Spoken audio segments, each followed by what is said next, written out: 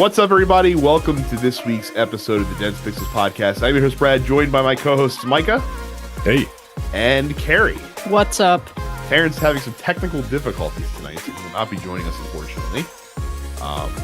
These things just can't work the way we need them to work, when we need them to work. So, Terrence, when it comes to technology, I don't know if you all have seen the Nicolas Cage masterpiece, Ghost Rider: Spirit of Vengeance. But in that fine film, there's a character named Decay, and everything he touches just decays away. Terrence's technological decay. Everything he touches just fucking blows up. So we will soldier on. We're going to be talking Smash Brothers later in the podcast. But first, we have two games to talk about. I mean, technically three, but I don't know what the fuck the heist is. It's the Spider-Man DLC. Oh, yeah. Well, I guess we have three things to talk about then, and what we've been playing. Let's get the elephant out of the room done first, because we were off last week, and I'm sure that Micah had some thoughts on Red Dead Redemption 2, and I'm sure he has even more thoughts on Red Dead Redemption 2 now that we're an extra week into it. Yes. So what are your spoiler-free thoughts, Micah? Actually, before we do that, I just want to touch on the heist real quick, because it's not going to take long. The heist is the first of the 3 DLC packs. It's good. It's more Spider-Man. I enjoy it. More Spider-Man is great. It's kind of samey, but there are different challenges. Screwball gives you a different good group of challenges, and one of them is just a real kick in the dick. But the other ones are fun. The story is basically, I almost called her Catwoman because that's who she is. Black Cat is stealing some things. Surprise, surprise. And she uses Spider-Man to great effect. I won't say what it is, but she tells Spider-Man something to try and get him to help, and he does. And Hammerhead is the villain of this DLC. Okay. The only thing I have a problem with, and I don't really have a problem with, it's just annoying, is that there's one new enemy type, and it's a ball buster. Not really, but it's a heavy with a Gatling gun. And yeah, it's a heavy with a Gatling gun that it takes a tremendous amount of damage, and you can get maybe 2 hits before he automatically just like swings the heavy gun at you and knocks you back. Right? Spider-Man can't take a punch. You can get rid of the heavies with your focus attacks, but you need 2 focus bars to do it. So you gotta. I mean, don't you need 2 focus bars for like the heavies without the guns? I don't know. Because the heavies I take care of with gadgets. Okay. I can blind the heavies with webbing, or hit them with a web bomb close enough to a wall where they stick to it. Whereas these heavies are immune to gadgets. Like you can't web. At least not that I can find. You can't web them up. You can't, web bomb them. Like they just shake it off. So it's a lot of stick and move. There aren't too many of them, but when they are there, some of them are there for like 2 at a time. And it's just fuck that. I can't deal with 2 regular heavies at a time. So it's a lot of sticking and moving, but it's great. I love it. It's more Spider-Man, and it's about 3 hours. You can do literally everything in about 3 hours. Okay. So before you start on Red Dead 2, I do want to say that I did finish Spider-Man since the last time I was on here. I thought it was really good. I enjoy it a lot. I think I'm going to wait for all the DLC to come out before I buy it, though. So and it'll be out. All of it'll be done in December. So yeah, it's not that long of a wait. But so yeah, the heist. I recommend it. Red Dead Redemption 2. So I love open world games. I love them. And I enjoy this I enjoy Red Dead Redemption 2. the world is vast and it's beautiful, and you know they got little things, which is some little things are very impressive, right? Like if the light hits a certain body part, like you can see light coming through the cartilage in someone's ears. Like it's amazing, right? Like it's so beautiful. And someone described it as detail porn. Yeah, it is. It is. It's detail porn. And if you like that stuff, that's wonderful. And I appreciate it. I appreciate it. The story seems like it's going in an interesting direction, even though, you know, it's a prequel and, you know, you can kind of guess where the story is going. But the ride so far is worth it. I absolutely adore the game. I think it is a masterpiece in technology, right? It's not a game. No, it's not a game. It's someone in our fan group, I think it was Steve, he called it a cowboy simulator. And that's what it is. And I it's so detail heavy to the point where some things are like, oh, okay, that's not needed, but I guess, you know, that's great. Like I've seen my horse take a shit 3 times. I don't really need to see my horse take a shit.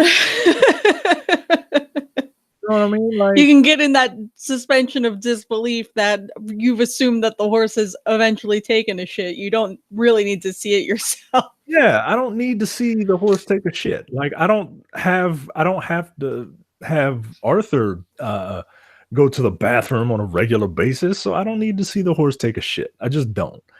But this is a simulator through and through, and I just needed to be a game, right? Like you get on your horse, right? You can only carry so many weapons, right? And I'm like, all right, you know, I guess it's realistic. You can only carry so many weapons, and you leave everything else on your horse, right? So you always keep a sidearm and another weapon, small hand weapon, right? And you have to pull other weapons from your horse because your horse is carrying everything. It's carrying all your weapons. So I get on the horse and I start galloping, right? And apparently Arthur just doesn't like having weapons slung over his shoulder while he's riding. So he puts the stuff away into his horse. If you don't get off of that horse and take your weapons off of the horse before an encounter, you're boned. You better be good with a 6-shooter. Because and sometimes, look, I'm old.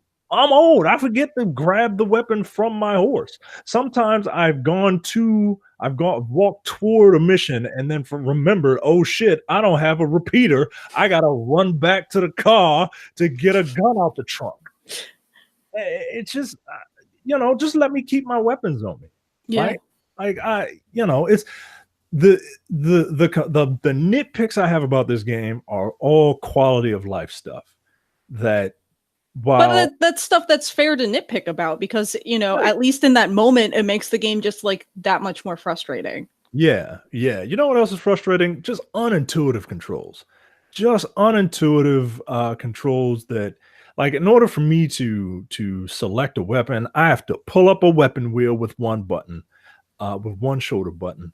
I have to move the menu while holding that shoulder button. I have to move the menu over to either item or horse or whatever. And then I have to use the right stick to select which thing I want. If there's multiple items in that slot, I have to use the other shoulder button to cycle through them. And then I have to let everything go. And that, like, there's gotta be a better way to just pick stuff up. Yeah. Right? Oh, you can't just pick stuff up. You can't run over stuff. Well, some stuff, right? If there are bullets on the ground, for some strange reason, you can just run over top of them and get them. But if you want some cash off of a guy you just murked, you got to go over there. You got to hit the triangle or the Y button. You got to go through the animation of picking stuff up and all that. I'm like, all right, I get it, right? I get it. There was one mission I had to invade this house, kill the people in it, and get rid of the bodies. And I said, God, and I had John Marsden there with me. Arthur goes around and says, all right, John, go ahead and head back to camp. I'll get rid of the bodies. I'm like, fuck, I don't want to be on body duty. Because I had to go in, find where I shot these fools, pick up their body, walk my fat ass over there, and dump the body into a swamp, go back, get another body. I'm like, Jesus Christ, man. They have this thing called the core system, right? So you have a health core, and then you have your health around the core, right? Now, the health around your core is your health. That goes down, you're about to die. The core is something that constantly drains, right? And it is so for your health, the higher your core, the quicker your life will recover. Same thing with stamina. The higher your core, the quicker your stamina will recover. If you don't eat, or if you get shot, or you run too much, your core will go down, and your stamina will replenish very slowly. It's another system. It's two health systems on top of each other that you have to manage both of, right? I know that didn't come out right, but you know what I'm trying to say. No, it seems like a lot. It is. It's a lot for really no reason, right? Like, oh, well, you got to clean your guns or else they'll degrade. Like, all right, weapon degradation is fine, but sometimes I just forget to clean my guns. It doesn't really impact it, right? It just feels like busy work. Yeah. When you're hunting, right, you have to take their tracks into account. You have to take the wind, into account, but you also have to take your body odor into account. And like, all right, I guess, but like, if you smell too much, then the animals will run away. All right, yo, I just want to kill a rabbit, man. I'm just trying to make a pelt. There's none of that sounds fun to me, right? And it's not. It doesn't make the game fun. And then they scream about how you could be outlaws. You can do this. You can be outlaws, right? What's the first thing that people do when they want to be dicks in GTA? They go around and they just start beating people up. Well, every little thing you do creates a bounty on your head. And everything you do, apparently. Well, yeah, we'll get to that dumb shit. So I was locked into a room. Me and one of my gang members, friends, we killed a bunch of bad guys, and that guy said, I'm gonna go back to camp. I said, I'll stay here because I want to pick over the bodies, because I can't just run over the bodies and loot them. I have to go to each and every person. If I want to loot them, I have to go to each and every person, loot their body, go through the animation and all that. And I'm OCD, man. If I see a dead body with a X right there on the map, I want to loot it. I want to. I need to. I have to. Right? So I did that, and apparently I stayed there too long. The law was called, right? So lawmen were coming, and I was like, oh shit, how do I get out of here? So I just hid, right? And it was just these lawmen, right? And I killed them. I killed all of them. And all of a sudden, I got a bounty on my head. How the fuck I get a bounty on my head and I left no witnesses? Dummy. What kind of bullshit is this? Yeah. So I had like a $95 bounty on my head, which may not seem like a lot, but this is $18.99.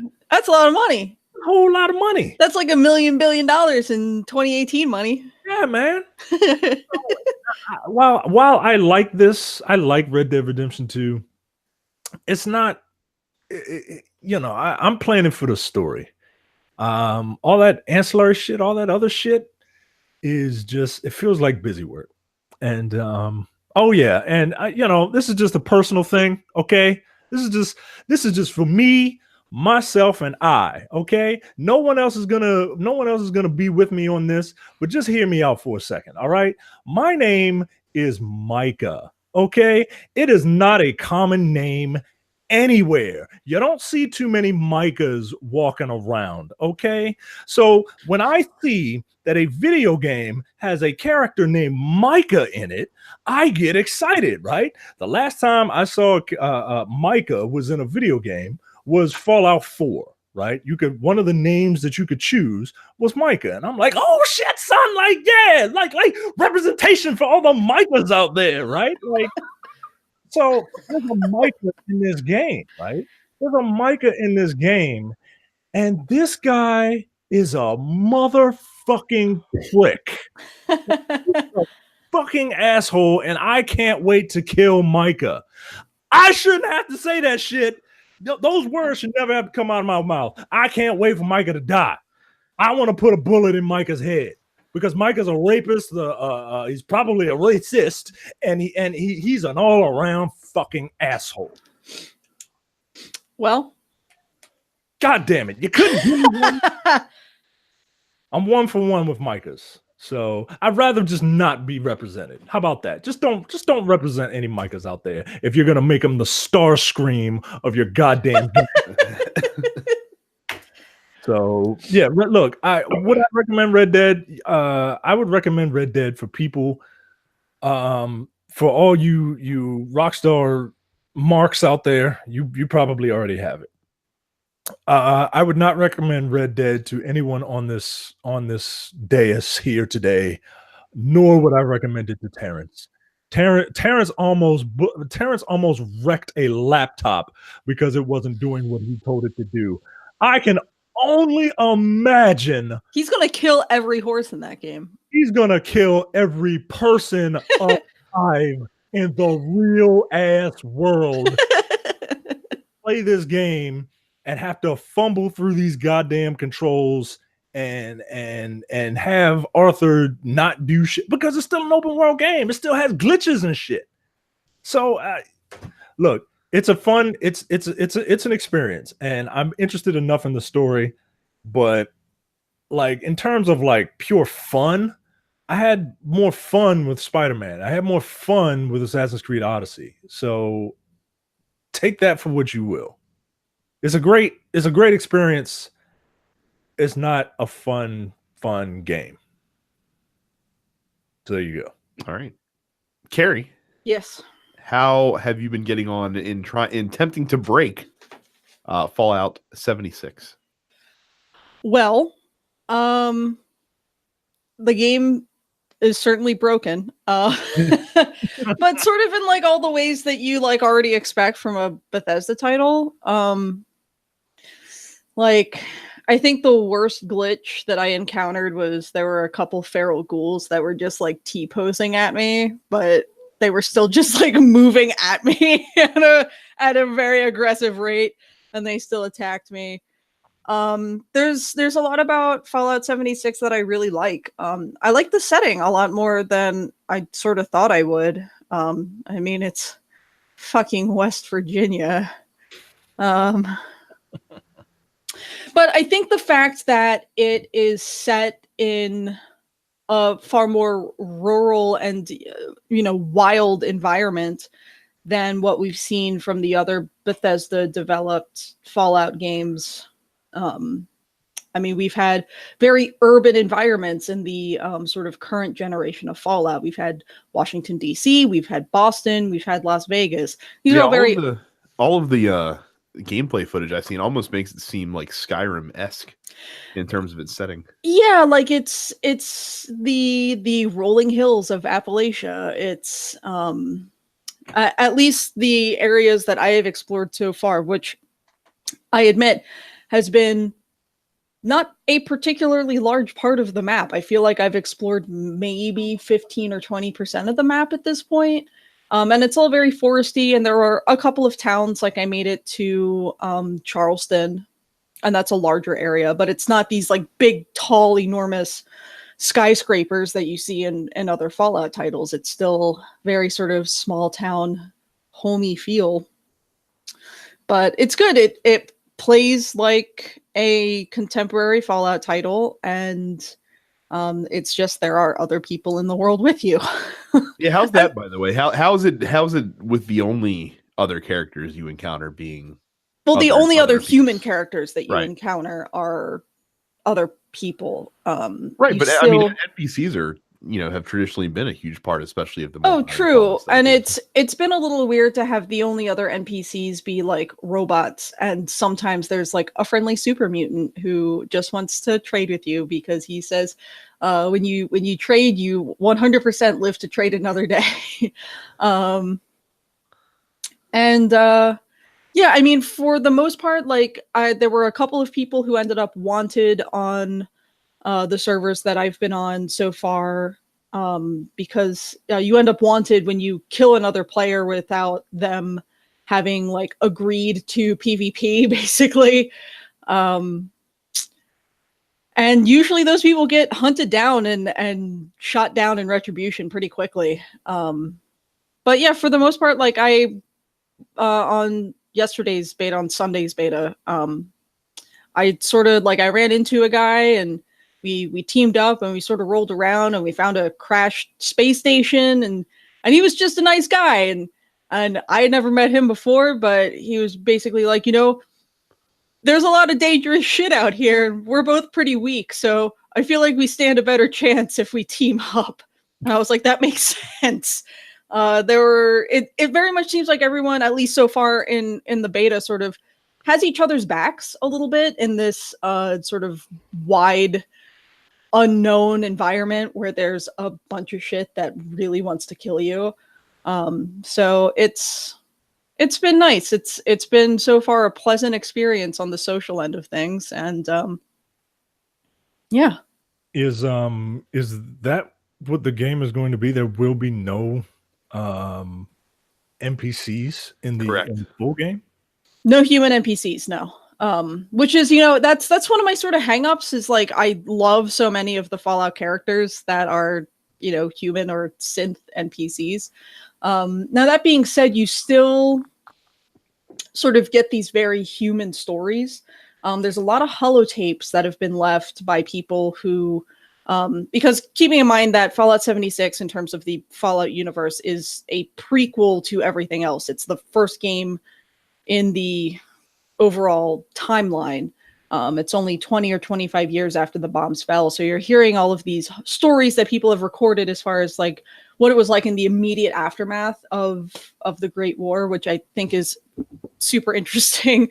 And it's an interesting way to do it. I just like I have to wonder if they like chose not to have human NPCs, at least to start with, because of coding issues or whatever. Like I don't know, but like I don't mind that as much as I thought I would. The leveling system is pretty interesting, and yeah, I mean I enjoy it.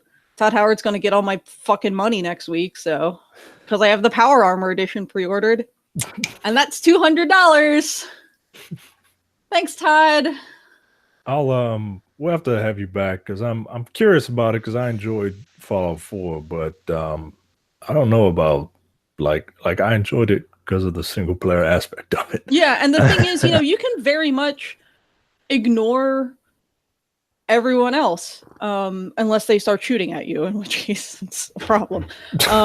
But yeah, I mean you can go through the quests as a solo player. You can play it as a solo Fallout if you really want to. But it's been nice to sort of run into other people in the wasteland and team up and try to survive. And I'm looking forward to the game releasing. They did extend the beta. They added 2 more dates. Yesterday was supposed to be the last one. They added November 6th and November 8th to the beta. So if you have the opportunity to get in on the beta and you haven't done so yet, I would recommend giving it a shot. So all right. So very cool. I was curious to hear both your thoughts on those 2 games. And they've not changed my mind at all in the slightest. So let's get into housekeeping since we are well into this episode. Make sure you go to youtube.com/densepixels, hit the red subscribe button while you're there, and make sure you click the bell icon so you never miss an episode of this podcast or any streams that we put up or anything of that nature. it's a big week for TNP Studios this week. Of course, it is the 2018 U.S. midterm elections tomorrow, or today, as you might be listening to this. Y'all better vote. If you're listening to this and you haven't voted, y'all better vote. You do better vote. I know that a new episode of Look Forward released today. We are going to have a live stream starting 8 p.m. tomorrow on Look Forward. Look for the Look Forward Show YouTube channel for that. And then there will be an election postmortem episode releasing on Wednesday featuring Jay and Andy. I will be on the live stream. It should be, God willing, it'll be a good time. And all of that content will be free to not even non-premium members. So if you're not a premium member, you can still get this content. So check out Look Forward. But while you're, if you're not a premium member, consider going to densepixels.com/premium and giving us $5 a month or $50 for a year to become a premium member to get access to our premium slate of shows. We also just released a new episode of The Men with the Golden Tongues, where Mike and I talk about our favorite and least favorite James Bond gadgets. A lot of agreement at the top of the list, perhaps unsurprisingly. But some disagreement in the lower parts of the list. One of my least favorite gadgets was one of Micah's favorite gadgets because he is wrong. And he can live in his wrongness. So, but check that out along with No Time to Bleed and the Airing Grievances. In addition to that, those are all the premium shows. And of course, no matter what podcatcher you use, be it Spotify, Apple Podcasts, Google Podcasts, or anything, make sure you subscribe to Dense Pixels, Third Apocalypse, Coming Distractions, and Black on Black Cinema to get all of the TNP Studios content that you could handle delivered to your smartphone while you sleep. New releases. It is a new month, therefore we have new free games for everybody on Xbox and PlayStation. We'll start with Xbox. It's a pretty decent month for Xbox. The entire month of November, you can get Battlefield 1 on Xbox One for free. The second half of the month, you can get Race the Sun, which is a flight racing game of some kind. And on the 360 games that are now backwards compatible that you can get for free, Assassin's Creed 1 for the first half of the month, and Dante's Inferno for the second half of the month. If you like God of War and you don't mind playing a blatant ripoff, Dante's Inferno is pretty good, and you should check it out. On PlayStation, we have PlayStation's got that good shit this month. PlayStation does have a decent month as well. The leak that happened for November's games turned out to be true. Bulletstorm Full Clip Edition and Yakuza Kiwami are both free on PS4. I'm sure Micah will give Yakuza his heartiest recommendation. Yes, I would. And then you also have the Jackbox Party Pack 2 for free this month as well for PS3. And then you have the Arcadio series for PS3 as well. And let's see, you also have Burly Men at Sea and Roundabout for PlayStation Vita, which are both cross-buy compatible with the PlayStation 4. So that is what's new. If you're listening to this before Tuesday night, you can still get Friday the 13th for free as one of October's games. New releases over the past 2 weeks. It's a big list. Tetris Effect coming for PS4. Call of Cthulhu coming for PS4 and Xbox One. World of Final Fantasy Maxima Edition coming to Xbox One. I believe PlayStation gets a free update for that as well. Ride 3 comes to Xbox One. Mutant Football League Dynasty Edition to Xbox One and Switch. I know. Carnival Games for PS4, Xbox One, and Switch. Dercine for PSVR. Grip Combat Racing for PS4 and Xbox One. The Lego Harry Potter Collection for PS4, Xbox One, and Switch. And the Diablo 3 Eternal Collection released for the Nintendo Switch last week as well. We'll have more Diablo news later in the podcast for you as well. Quite a hilarious week there. Release date new game announcements. The Battlefield 5 Battle Royale mode is not going to be coming until spring 2019. So you Battlefield 5 players will have to wait a few months for that. It will be free, of course, as they're not doing a season pass this year. Resident Evil 0, and Resident Evil 4 are all coming to the Nintendo Switch in 2019. And then No Man's Sky released a new update called The Abyss, which takes the game's underwater elements from basically nothing to a lot of things, including flora and fauna underneath, aquatic missions, sunken wrecks, and a submarine. So some cool stuff to play underneath the ocean in No Man's Sky. So that is it for release date stuff. I will actually give it to Micah, because no Terrence, and Carrie will have the top stories this week. So Micah, take it away in headlines. In headlines, we have the full game list of PS classics for that. So PlayStation is getting on that bandwagon that Nintendo started, right? Nintendo, look, for all the crap that we give Nintendo, at least, the male of the species on this podcast give Nintendo, they lead the way in innovation, in different ways to suck money out of people. Okay, I'm glad you qualified that statement. Yeah. Look. And Sony is capitalizing on it. They are releasing well, let's qualify this. Sony is trying to capitalize on it. Yeah, they're trying to. They're copying it basically. It is a mini PlayStation Classic that you plug into your big fancy 4K television so that you can play 32-bit games. So you can see all of those fucking polygons. So you can in crisp 4K. So you can see shit like Battle Arena Toshinden, Cool Borders 2, Destruction Derby, Final Fantasy 7, Grand Theft Auto, the first one, Intelligent Cube, Jumping Flash, Metal Gear Solid, Mr. Driller, Oddworld Abe's Odyssey, Rayman, Resident Evil Director's Cut, Revelations, Persona, Ridge Racer Type 4, Super Puzzle Fighter 2 Turbo, Siphon Filter, Tekken 3, Tom Clancy's Rainbow Six, Twisted Metal, and Wild Arms. Fam, this is not a good list. Well, look, so there's a couple obvious omissions, and they're omitted for obvious reasons. Like Crash Bandicoot's not on there; it probably should be.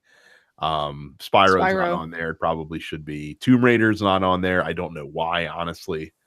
Yeah, like the original. Right, like you'd think that would definitely be on there. It's not like with Crash and Spyro where the original games are being remastered for contemporary consoles. Like the original Tomb Raider hasn't been remastered for contemporary console. No, they just rebooted the series. Let's Square something in their back pocket that they haven't told anybody yet. But for the most part, aside from those glaring omissions, this is about the list of games that I would have expected. But this is not a list of games that is worth $100. No, probably not. There's a couple games. No, it's not. I understand. It's not. Brad, come on. This is not worth $100. I did the whole fucking math breakdown as far as comparing, the cost per game here compared to Nintendo. And the cost per game here is $5. And like the best games in here, which, much as I don't personally care for Final Fantasy VII, it's probably one of the best games in here. You can buy Final Fantasy VII on Steam right now for like $10. Is anybody, are you going to pay fucking $100 to play Jumpin' Flash and Intelligent Cube? I just counted. There are 11 games that are worth $5. Revelations Persona is not worth $5, and I know for a fact that they only fucking included it because people are still hype about Persona 5, and those people are in for a rude ass awakening if they buy the PlayStation Classic being like, oh, a new Persona game that I haven't played before, because that game is not any fucking good. It is not a fun game to play. Correction. There are 10 games on this list that are worth $5 apiece. I'm fine with it. I do think the $100 price point is too high. I think 80 would have been better. But I think if you're looking at the list of games, a lot of the games that are on here are ones that you would have expected to be on it. Given the actually, where's Hot Shots Golf? Hot Shots Golf should be on there as well. Of these, the ones that I 100% would have expected to be guaranteed would be Final Fantasy VII, Metal Gear, Resident Evil, and Twisted Metal. I mean, look, Toshinden has to be on there for historical purposes. I mean, that's why Jumping Flash is on there, is only for historical purposes. Cool Borders also on there as well. Tekken 3, that's the right one to put on there. If you're going to put any Tekken games, that's the one to do. You mentioned Twisted Metal, Wild Arms. People have a huge affinity for Wild Arms. Wild Arms is a good game. Yeah, but like, just get it solo elsewhere. Don't fucking buy this collection for the sake of playing Wild Arms. I think that's the bigger problem. I think the bigger problem is most of the games that are worth getting on this are easily attainable even cheap on PS4. elsewhere. Like you can just get them on PS4 if you want to, if you already have a PS4. I think that's the bigger problem that this box runs into, that the Nintendo one, though the games on the Nintendo platform have been available on other platforms digitally, they're not available on other platforms, right? Like the current gen platform. No, and I think it also, like, it speaks a lot to the fact that one, I don't think PlayStation games have aged quite as gracefully as Super Nintendo games have. Just as far as the overall graphical style, I don't want to look at fucking smudgy blocks in order to play. That's why we haven't heard anything about a Nintendo 64 classic yet. I'm sure that's part of it. I'm sure that is probably part of it, and it may be easier for them to do a Game Boy Classic, just in general. But it's also the idea that Sony doesn't necessarily own the rights to what were at the time some of their best exclusives either. That's also very true. Battle Arena Toshinden looks horrible. Oh, it's a hot mess. It's a terrible game. I'm just saying it has to be on there for historical. Yeah, no, I get it. It was the first PlayStation game I've ever played, but wow, it's very bad. It's very, very bad. Jumping Flash isn't any good either. I keep wanting to say Jumping Jack Flash. That's fair. Because I'm old. Micah, any glaring omissions on your part besides the few that we've mentioned? I never got into PlayStation games right before the PS2 came out. I guess the statute of limitations is over, and I think I've told this story before, but me and a friend of mine used to rob Kmart on Liberty Road blind. And we wanted to see the PlayStation 2 was coming out, and we didn't want to pay for it. So we were like, how are we going to be able to get a console out of here? Let's try to see if we can get the PSONE out of here.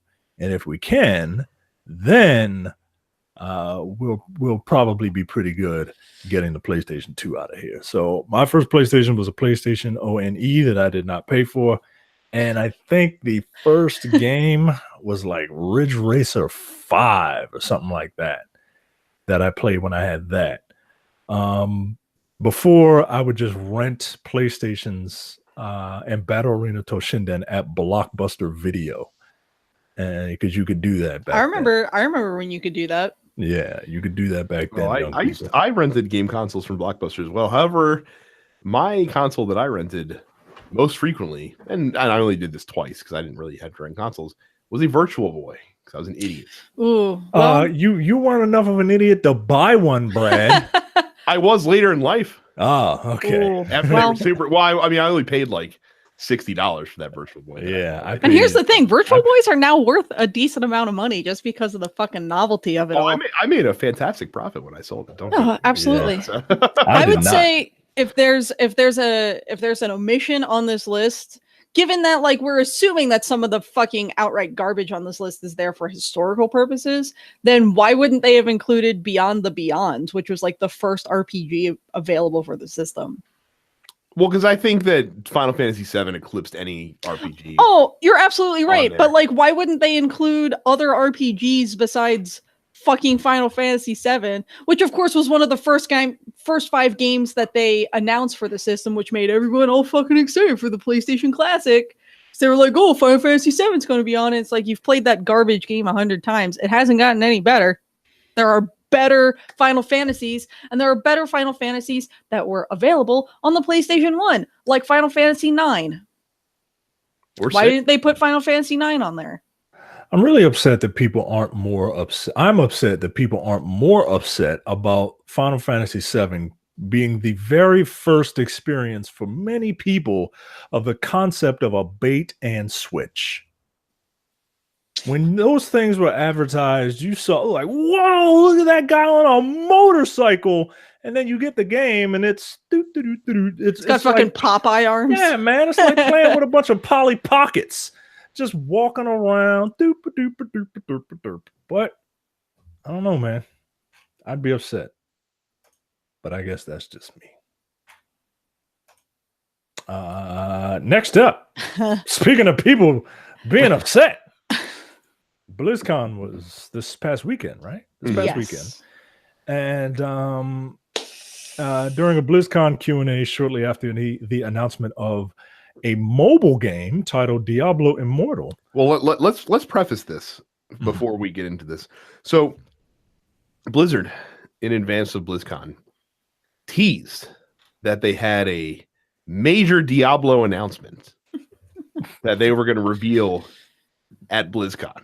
Now, you have to understand, BlizzCon is full of the hardest fucking core Blizzard fans that exist on the planet. And most of these people, by the way, play on PC. Like if you're a console Diablo gamer, like a cat, like a me or a Micah or a Terrence, you're not going to BlizzCon. You're going to BlizzCon because you play WoW like crazy. You play fucking Hearthstone like crazy. You play fucking Diablo 3 and StarCraft like crazy because you fucking love Blizzard.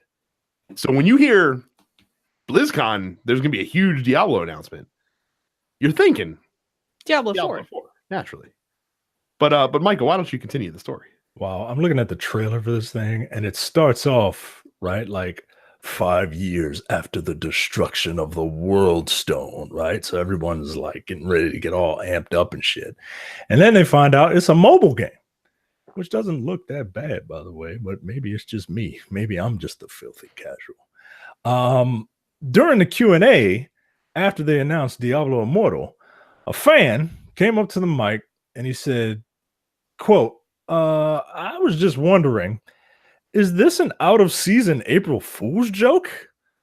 And then the crowd cheered because everybody thought that how dare Blizzard release Diablo on a phone?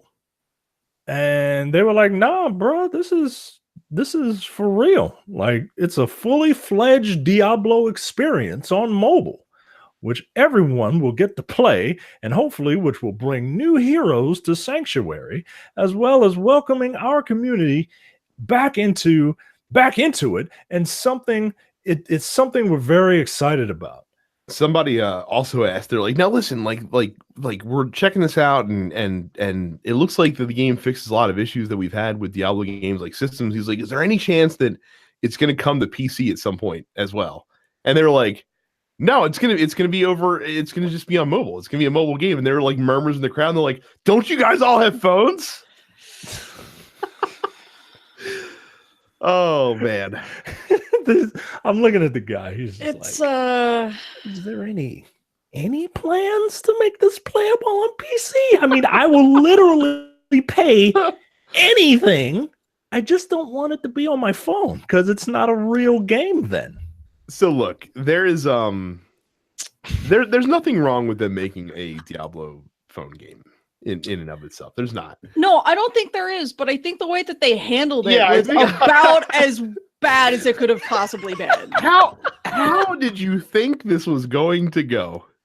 Did you think that because you had like all of your Hearthstone mega fans there that you were like, mobile game will be great. They'll be super excited to play Diablo on mobile. Yeah, yo, this is like Valve saying, guess what, guys? We've heard you and we understand. It is time for us to release Half-Life 3 on mobile. Like, what? Huh? That would be amazing. I actually kind of want that to happen at this point, honestly. Just to see the industry just blow up. Yes. Oh, man. Incredible. So yeah, people on the internet are doing what they do, and they're calling it a slap in the face. And the fucking thumbs down on the YouTube video. Oh yeah, they're killing Diablo, and I'm looking at the official Diablo YouTube video for the gameplay trailer. It has 11,000 ups and 190,000 downvotes. Jokes on you, thumbs downers. They just care about the interaction at all. Yeah, you're talking about you're it. helping them by just right. You're talking about it. And the YouTube comments are Blizzard is no longer Blizzard. It's all Activision now, and I hope you go. And how do you go from 500K dislikes to 100 70K. This is ridiculous. So apparently they're fudging the numbers a bit. But as Carrie would say, sounds like the Diablo fans are big mad over They are this weekend. So. big mad. I mean, yeah, I mean, I don't think the game looks bad. Like, I'm not a huge Diablo fan. I played a little bit of Diablo 3 on console. I enjoyed it for what it is. And I don't think the game itself looks bad, but like some outlet pointed out that like the way that the game is being made and the way that the sort of announcement was handled like really sort of goes against like the formula for success that Blizzard has otherwise utilized so well. So it's I don't know. I just feel like having a guy go out there and be like, don't you guys have phones? Rather than being like, well, you know, maybe in the Give future, us a chance. yeah, it's This Yeah, could have been a press release announcement. yeah. It should have been a press release announcement, and they should have had something Diablo 4. They could This should not have been their big BlizzCon Diablo announcement for fucking sure. Now, was this like the announcement? Like, I don't. Yes. All right. They didn't even so much as tease that like Diablo 4 was like now in development or some shit like that. They were just like, and here's a phone game, and everyone was like, It's like, we got a big Diablo announcement, you know, the reason that you're here, and like it's a telephone game. All right, I can understand being pissed. I can understand being pissed. And no, they did not handle it well. They were just like, well, what the fuck you crying for, bitch? like it would have been like Don't you got a phone? It would have been like if Bethesda had teased Elder Scrolls shit before E3 this year and then only shown off their fucking phone game.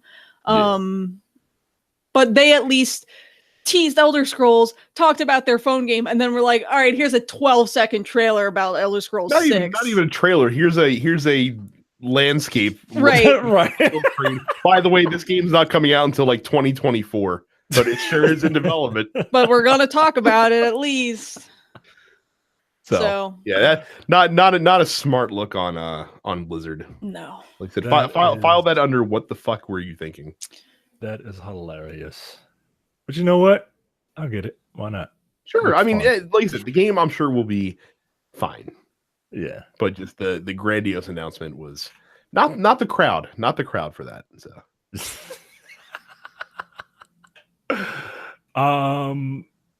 and last up in headlines, Toby Fox has lifted the veil on what many of the mysteries surrounding Deltarune, his first new game since 2015's Undertale. What most fans believe to be a project set in the shared Undertale universe turns out to be something completely new, Fox said. And like with many new things, it's going to be in development for a long, long time. So I am not an Undertale fan. The only thing I know about this game is that it is or it is not a sequel. And I heard somewhere that he asked people, he gave it away, and two, he asked people to not show spoil anything. Yeah, not show anything for the first 24 hours. So so I played this. This came out on Halloween. He just sort of fucking dropped this in everyone's lap, and it's basically the first chapter of what is presumably going to be a much longer project. And it took about an hour and a half to complete. I was just sort of cruising through it. It's got a similar but updated battle system with party members now, but you still have the sort of Toho-ish bullet hell sequence when you're being attacked by enemies. But you still don't have to kill them if you don't want to. There is a way out of every conflict that doesn't involve killing your enemy. It's interesting. I mean, everyone immediately pointed to the fact that Deltarune is an anagram of Undertale, but I was also just as quick to point out that both of those are anagrams of the word unrelated. And and it appears that Deltarune is obviously a successor because many of the same characters show up, but it appears to be completely unrelated to the events of Undertale. You play as a sort of faceless protag named Chris, Kris, and I assume that's meant to be as gender neutral as possible.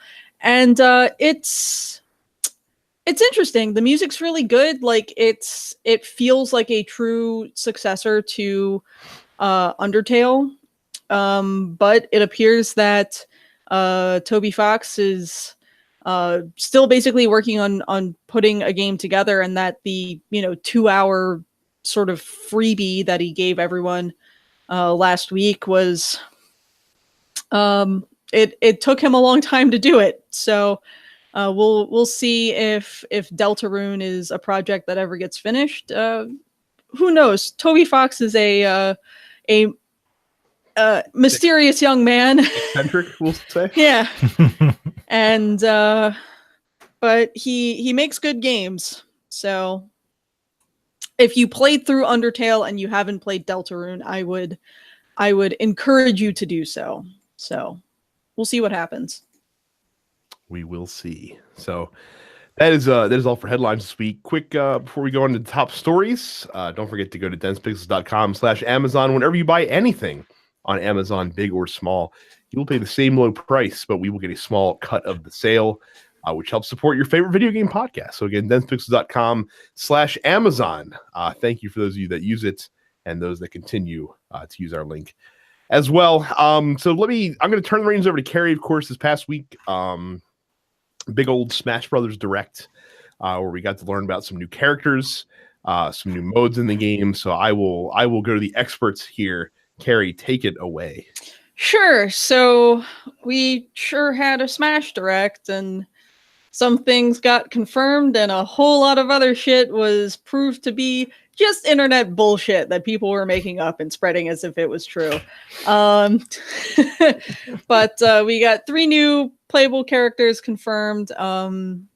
Ken from Street Fighter and Incineroar from Pokemon were sort of the 2 characters at the start of the presentation. And then the Piranha Plant is basically the first DLC character who will be available. Basically, like if you either buy it digitally directly through Nintendo, or if you buy a physical copy and then register that copy with your My Nintendo account, you'll just get the character for free. Ken sure looks like Ken. Mm-hmm. He's of course an Echo fighter for Ryu. Completely unsurprisingly. Yeah. Incineroar I feel like Incineroar would be something you guys would like, because he's a wrestle. He's a wrestle cat. Is he the fully evolved version of that Pokemon? He is the fully evolved form of he's Litten, the yes. Macho Man Randy Savage, basically. He's literally, his Pokedex describes him as the heel Pokemon. There we go. Like, he's a heel. It's delightful. His typing is fire dark rather than fire fighting. Yeah, I fucking love Incineroar. Like, I was not mad at all about Incineroar. I was initially fucking furious about the Piranha Plant. Well, Carrie, they not only announced some new playable characters, they also announced some new assist characters as well, if I'm not mistaken. They sure did. Yep. They sure did announce some assist trophies, and my son is back, which is the upside. The downside is that he's an assist trophy again. Isaac, the protagonist from the Golden Sun games. The main protagonist from the first game. I won't get into details. He was an assist trophy in Brawl, and then he was conspicuously completely fucking absent from the Wii U and 3DS games. And I was holding on to a hope and a dream that they would make my good golden boy playable. Nope. Nah, you already got the assets for the assist trophy. It's new. It's a brand new model too. Like he looks great. But yeah, and they gave him an expanded moveset as an assist trophy too. So now he uses 3 different types of synergy rather than just the move that he had in Brawl. I have a question for you. Mm-hmm. Are you happy that he is at least an assist trophy, or are you sad knowing that the only reason he's in is because literally they're taking everything from every other Smash, no matter how big or small, and they're just throwing it in there? The one and only Johnny Belfield asks, what's harder to accept? Isaac being labeled as an assist trophy? The Piranha Plant making it in the game? Or the fact that this might be Dragon Ball FighterZ for Fighting Game of the Year? I have no opinion on Dragon Ball. Terrence would have. It is quite an it opinion. is a shame that Terrence is not here to answer that question. But yeah, so what are you more upset about, Carrie? Are you upset that Isaac is? I was initially furious that Piranha Plant made it into the game as a fighter, and then I went back and I cleared my fucking head for a minute. And I went back and I looked at the Piranha Plant's intro trailer, and I think it looks like a pretty cool fighter. Piranha Plant doesn't look like it plays like anything else on what is an enormous roster of characters. So I can't be too mad about it. Also, I think the fact that I had seen Little Shop of Horrors 3 days before at the Kennedy Center probably allowed me to accept the Piranha Plant into my soul a little bit. But yeah, it's and look, Isaac's not the only character that got the shaft. How the fuck is Richter Belmont going to be an actual playable character, but Alucard is a fucking assist trophy? Get the fuck out of here. Because Richter is just a fake ass Simon. That's right, and that's the only reason they can just do a fucking palette swap and call it a day. So I had really hoped that Isaac would have been a playable fighter, because I think his in-game powers in the context of Golden Sun would have allowed him to play more sort of like Robin from Fire Emblem, with the magic more rather than just hitting things with a sword like the rest of the Fire Emblem characters. But ultimately, I'm happy that there's some representation beyond just spirits, which I'll get to in a minute. I'm just I've already seen people online on social media and whatnot being all of this buzz about this kid Isaac has made me want to pick up and play Golden Sun. So I'm doing that for the first time now. And I'm okay, so at the very least, there are people looking at Isaac and being that kid looks neat. 100%. What the hell is he from? And then going and playing the Golden Sun games. And that's all I want. That's all I want in life, is for more people to play Golden Sun, because they're good games and not too terribly many people have played them. So I've come around, I've accepted the circumstance, and we'll see what happens. Moving on, spirits mode. So I think a lot of people thought that spirits mode was going to be the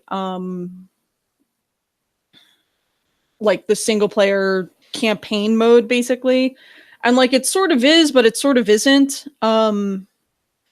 Basically, there are characters from every fucking game on Earth that are now represented as spirits, and you can equip your characters with spirits to give them stat boosts and whatnot.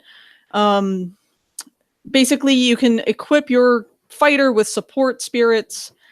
Spirits join alongside the fighter on the battlefield, but unlike assist trophies, they don't require an item to unlock. Instead, they create unique conditions from the beginning of the game that are useful for different types of fights, such as Bullet Bill, who adds plenty of items all over the field when it's live, and then transforms the player into the Mario enemy. It's interesting. It feels a lot like sort of like a gacha system, like you get in a lot of mobile games as far as getting the spirits. But it allows a lot of different series to be represented in Smash Brothers and a lot of different characters to be represented in Smash Brothers, which I'm all about. I'm all about people being exposed to new games like Golden Sun. And the reason why all of these characters have been turned into just spirits is because of what happened in the primary single player mode, the adventure mode called World of Light. And boy, that trailer sure was a thing. That was weird, man. Yeah, it was real weird. Just so a bunch like of master hands. Yeah, like a bunch of master hands came out of a different dimension and turned into like beams of light and zapped every character except for Kirby.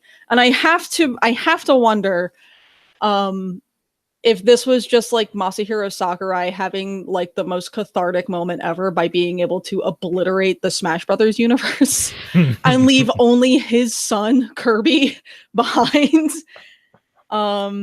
So it looks like you will start with Kirby and eventually rescue the rest of the Smash Brothers cast by playing through the different stages and whatnot. Well, the I guess I'm trailer just gonna be stuck with the original 12 fighters then. the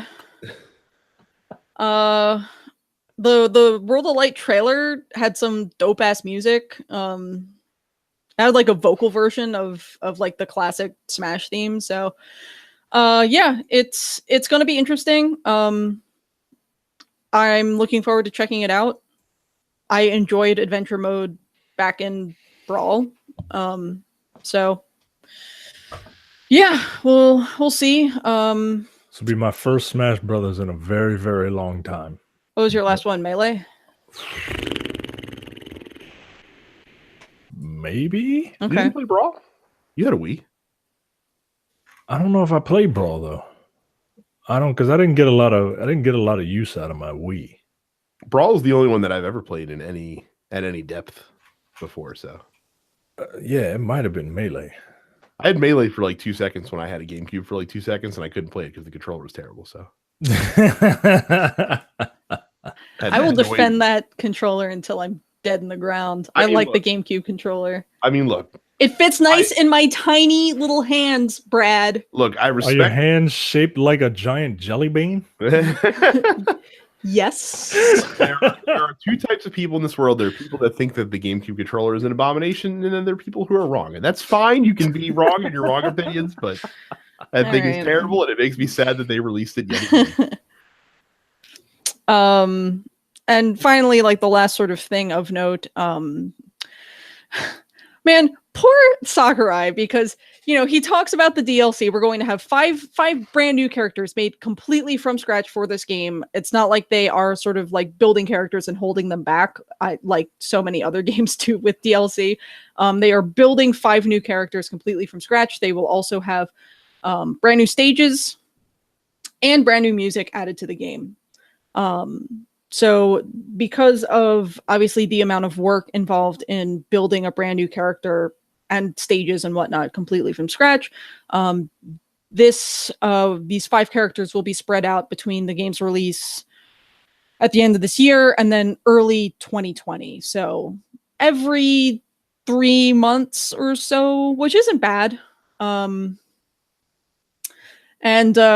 Just in the direct, which has Sakurai on camera, he just does that like slow blink into the camera, and he's like, "I'm never going to get to rest, am I?" And I'm like, what I liked about the direct was because Sakurai's voice is the translator's voice. Like that's just what I hear now, and hearing that voice and that man's image when he's saying, "We really do appreciate your patience. I mean, we're working really hard due to the fact that we wanted to get these out, but it's going to take a lot of hard work. And if you just trust us with your money, we promise to give you the best characters that we could possibly give you." Like, he's so apologetic, and he's so like, please just like, he's so grateful for that extra $25. Right. And I just had to give it to him.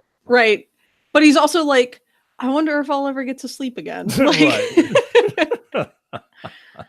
So yeah, I mean that was basically it for the Smash Direct. The game comes out early December. I guess it's $25 for all 5 characters, or you can buy them individually for like $6 each or something like that. Yeah. So I think that's fair, given that you're getting more than just the fighter. Like Capcom used to charge $6 for Jill for a Valentine. For a fucking outfit half the time. So yeah, they still do. Mm-hmm.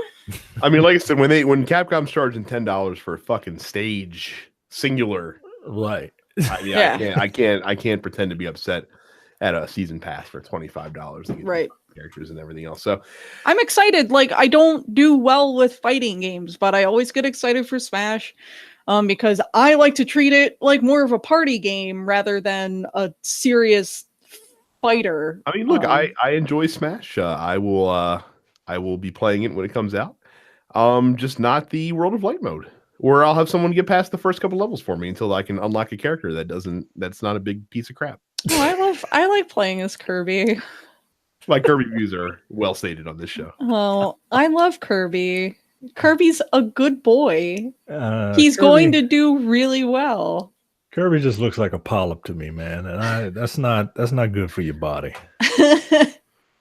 So we move on, finish the show with the Dense Pixels post office, where we tell you guys to send in questions to the show. We will curate a couple, select them for the mailbag. I guess I'll start. Anthony asks, Brad, what board game would you love to have the TNP Studios crew sit down and play? And what do we have to do to get this to happen?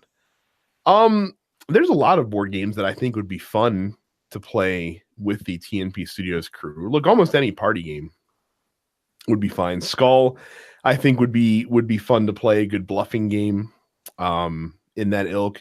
If you want to see like a mega game, we'd have to live stream this as we did it.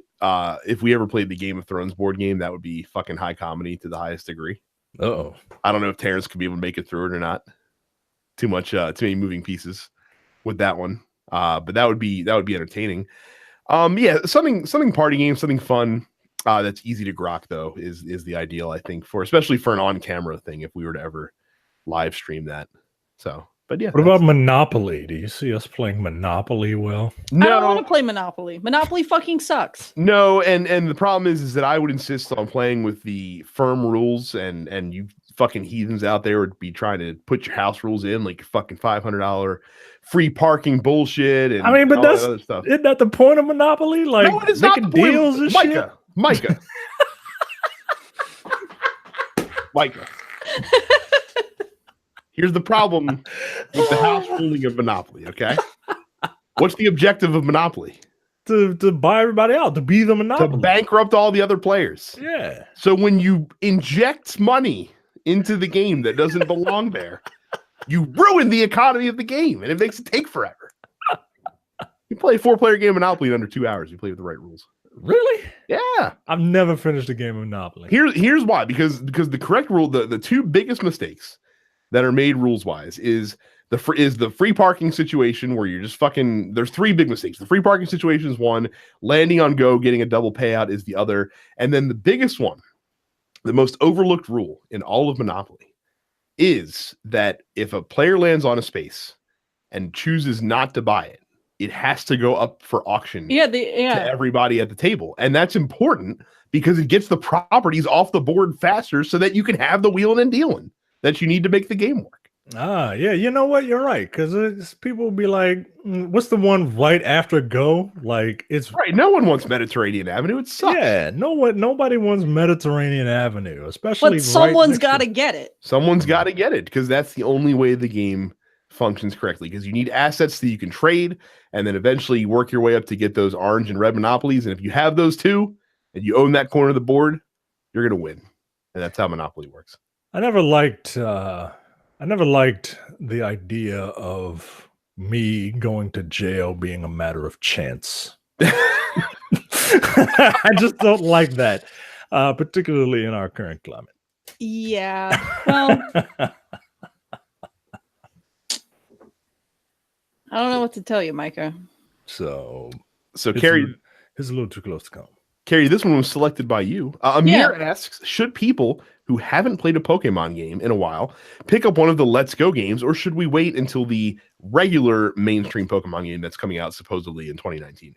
Yeah, so we already know that there's going to be like a new, what they call a core series Pokemon title next year, because they confirmed that shortly after they announced the Let's Go games. But it really depends. Like it's going to be sort of like a weird hybrid between a core series Pokemon RPG and Pokemon Go. That's why it's called Pokemon Let's Go. It certainly looks like it's going to be slightly more casual, but at the same time, if you grew up playing Red and Blue, this might not be that bad of a choice because it's those games. It's there. I think in Japan they are specifically calling it a remake of Pokemon Yellow. So it takes place in Kanto. You've got the familiar sort of original 8 gym leaders and badges and Elite Four, and I'm sure even if you would prefer like a core series RPG, a more hardcore Pokemon experience, whatever you want to call it, you'll probably still get some sort of nostalgia factor out of going back to Kanto. I'm super excited for them myself. So it's like, if you haven't played a Pokemon game in a while, it really depends on what you want. If you enjoy Pokemon Go and if you enjoy the Pokemon franchise at large, you'll probably really like Pokemon Let's Go. If you grew up with the old school games and you want to relive those memories for whatever reason, you'll probably enjoy Pokemon Let's Go. If you are a hardcore competitive Pokemon player, you're probably just going to want to wait until whatever next year's game is going to be. All right. And then we'll wrap it up. Micah's question that he selected this week is from Chris. He says, do you think that Anthem is going to be a Destiny killer or on par with Destiny? P.S. Go vote. I agree. Go vote. And is Anthem a loot grind? It will be a loot grind. Yes. It is going to have that same system in it for sure, where you're constantly getting new loot and new weapons and armor, and well, not, I guess not armor, but maybe like I'm sure you'll get things to trick out your javelin or whatever. Sure. But it'll essentially still look the same. I think it will be fun, but there's something about Destiny. Destiny has personality. And people complain about the lore of Destiny. It's there. You just have to be proactive, right? Anthem, while I think looks gorgeous, and I think it will be very fun, it doesn't seem like it has the personality that Destiny does. Like, it might have more story, but all these javelins, like, yeah, you can customize them, but they all kind of look alike to me. I don't know if it'll be a Destiny killer. I think it'll be a Destiny alternative.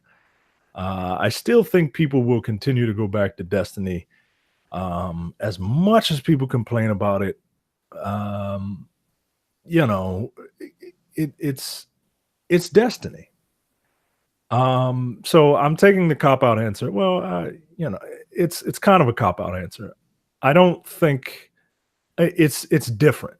And I think it'll be different enough where one can sink in time with these. Like, if you're a hardcore Destiny person, like you love Destiny and don't complain about it, I can't see you giving up Destiny. But if you want to give this a shot, I can see you trying both. I don't know. Yeah, I honestly, I think people will be going to this game for different reasons than they go to Destiny. So I think they both can exist. I think the game that Destiny might have more to fear from would be the Division 2. And even then, I don't know if it's going to really be worried about Division 2. Yeah, again, another game with no personality to it. You know what I mean? And plus the fact that it really does seem like that Bungie has really figured it out now with Destiny. Because this new expansion has been just fucking wonderful.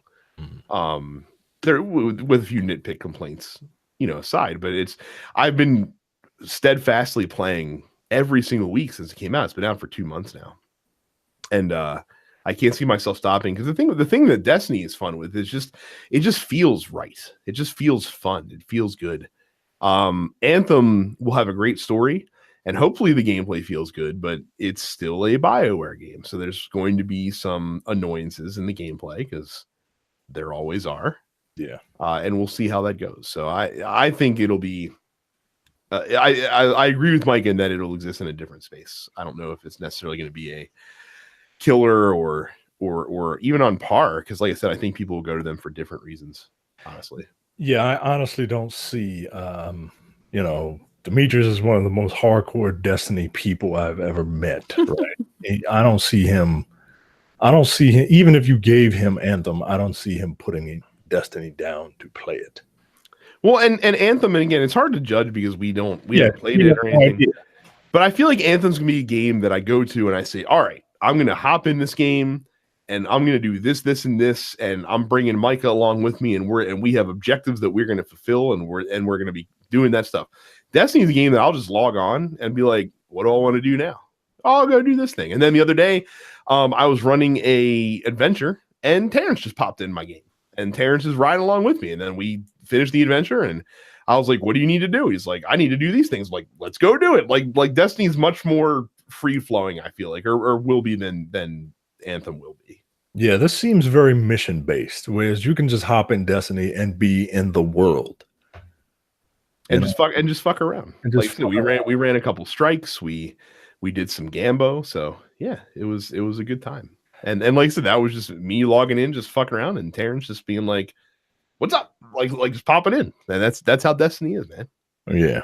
So, but we'll see when this comes out. I honestly I don't have enough. I'm looking at videos and footage and stuff now, but I don't have enough to really have any type of opinion on Anthem, other than I have faith in the game that it'll do well and be fun and all that. But I think it's different enough that, like you said, you can have your cake and eat it too. So that is it for this week. Thank you guys for your questions that you sent in. Again, that's all for the show. Don't forget to go to denspixels.com/fans to join our fan group. If you leave us a 5-star review on iTunes, we will read it on air. Subscribe to the show. Follow us on social media. Follow us on Twitch. We have the main Dense Pixels channel. I am also Dense Pixels Brad. Terrence is Apparition 410. Micah is Dense Black Nerd, and Carrie is Suppets Carrie. I've been using YouTube more lately as well for streaming. So if you're looking for our streaming stuff, again, just subscribe on YouTube and you'll be good to go there. I've been streaming a lot recently, and I do want to give a shout out to those of you who donated to my Extra Life, because I did that last weekend, and I raised $690 for the Johns Hopkins Children's Center in Baltimore. So all of that goes directly to help sick kids.